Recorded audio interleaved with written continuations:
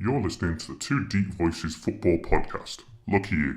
So the first thing that I'm going to jump straight into is a bit of a footballing trope that's been bothering me for quite a while, certainly this season, and it's there's a little bit of a cliche around Mohammed Salah, who has been scoring goals for fun this season, 28 league goals in the Premier League, and the compliments that are paid to him are often couched with the fact that he's scoring a lot of goals for a winger. Now, far be it from me to take any credit away from a winger who is scoring as many goals as Salah is this season, but I found it's a little bit of a tired compliment, I suppose, to a player scoring so many goals. So, Kyle, what are your thoughts on Salah's performance this season? Yeah, his performances this season have been absolutely wonderful, haven't they? 28 goals. His nearest competitor, is 4 goals away from him. He looks an absolute shoo-in for the Golden Boot. For his debut season back in the Premier League, he's been the standout performer. He looks like he should be winning the PFA Player of the Year. And if he doesn't, it would seem like a bit of an injustice. Yeah, just overall an absolutely fantastic first season at Liverpool. Definitely. You're absolutely right. I think, like I said, I don't want to take anything away from the performances that he's put in this season and the numbers that he's putting up this season. But this one issue that's been getting to me a little bit, and I think really it's just a result of quite lazy punditry, at the risk of being too inflammatory in the first 2 minutes of the podcast that we do. But to me, there's not an awful difference now between the role of a wide forward, a winger, a quote-unquote winger, and a centre-forward, a quote-unquote number 9. So to me, the shift of this probably started a long time before Ronaldo and Messi. And I'll go into a bit more detail about that. But Ronaldo and Messi, to me, are the absolute watershed insofar as it stopped being about centre-forwards when Ronaldo and Messi started scoring as many goals as they are across the periods that they've been doing it. So teams now, many teams, certainly the best teams, are built around wide forwards. So you look at the most obvious examples of Real Madrid and Barcelona. They've been built around wide forwards. Lionel Messi hasn't really had a fixed position. For all intents and purposes, he's been a false 10, a 10.5, a 9.5, a flipping 11.5. There's not really been a position. But Cristiano Ronaldo is a great example. He's been the best striker arguably in the world for the last couple of seasons. But people want to exclude him from that argument because we say he's not a centre forward. Where this comes from really to me is, if I just keep the argument in England in the Premier League, because we're talking about Salah in the first place, in the last 5 seasons in the Premier League, the top 5 scorers have every single time included at least one player who's not been an out-and-out striker. So it was Gareth Bale in 12-13, Yaya Toure, who while wasn't a winger, was certainly not a forward striker, Alexis Sanchez, Riyad Mahrez in 15-16, and then Alexis Sanchez again in 16-17.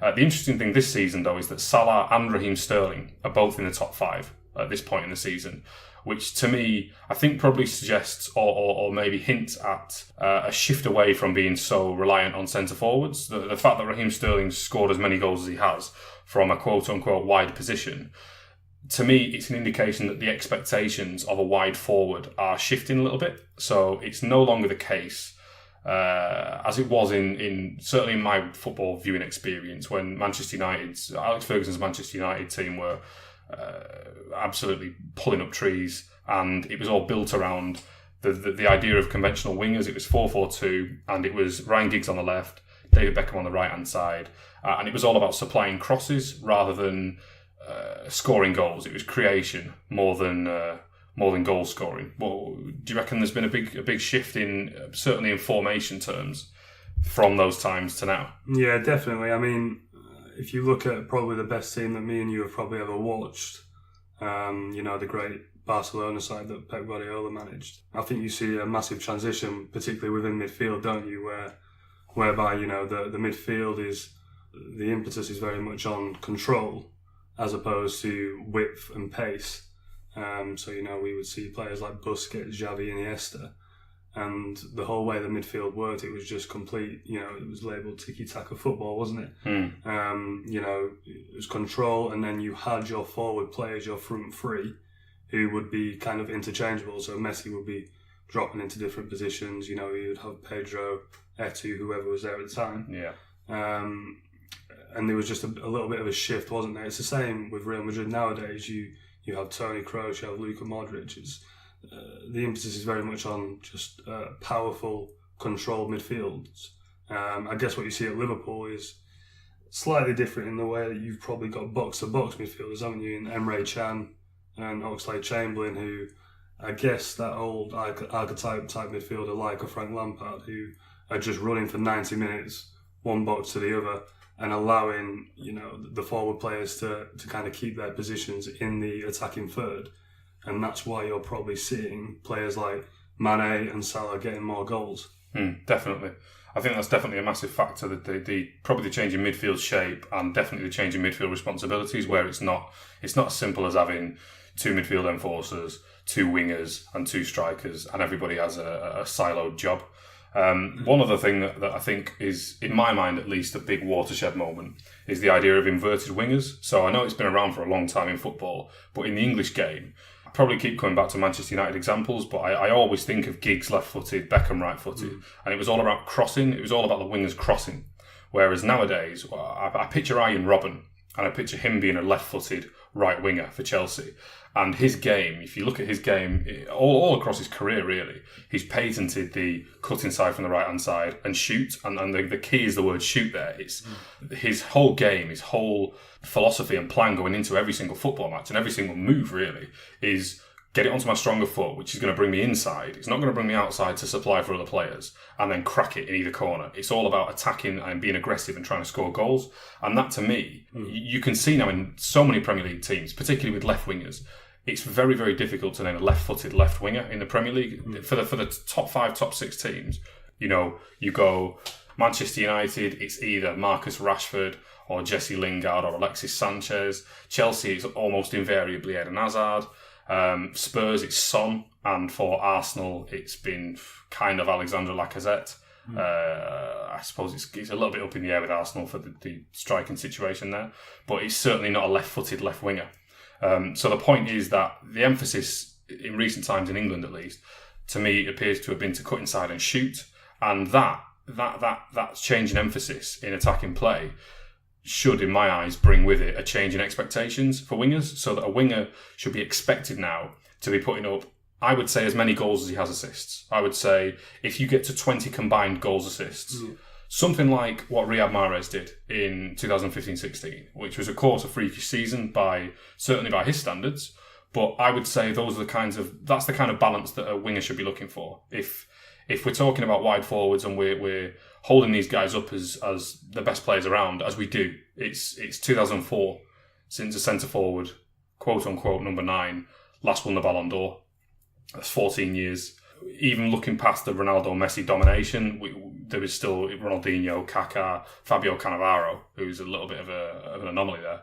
But the point is that we laud these wide players as being amazing attacking and creative players, and with that, I think, with that praise and those plaudits, you have to give them a lot of expectation.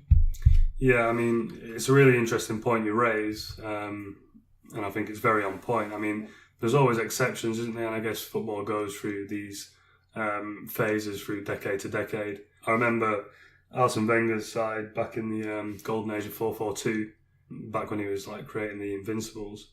He would obviously have Robert Pires on the left, Freddie Ljungberg on the right.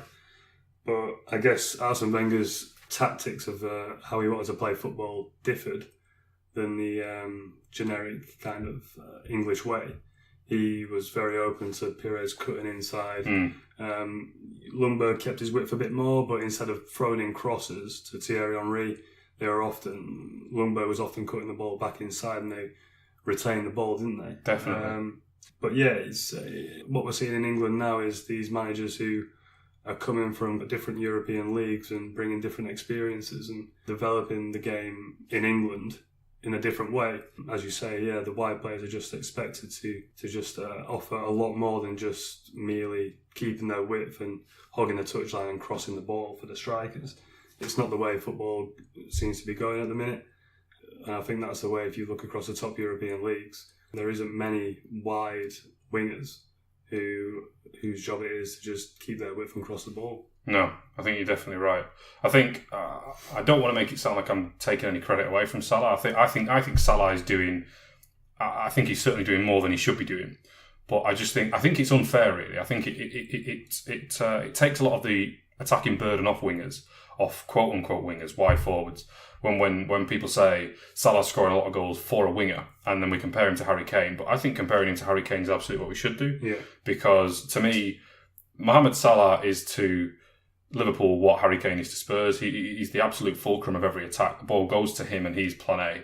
Yeah. And if the ball doesn't go to him, the attack's not really going as it should do. You can imagine the training sessions are very much the same insofar as a lot of the attacking drills will surely be focused around either hitting the centre forward if you've got Harry Kane at your disposal, or playing the ball through to Mohammed Salah a lot earlier in the attack and getting it out to the wing and trying to line him up one-on-one with his fullback or between the centre back and the fullback.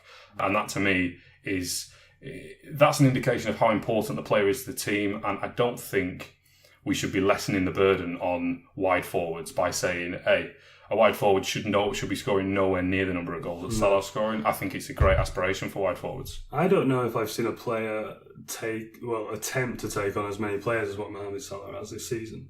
Every time he gets the ball, he seems like the Premier League version of Messi.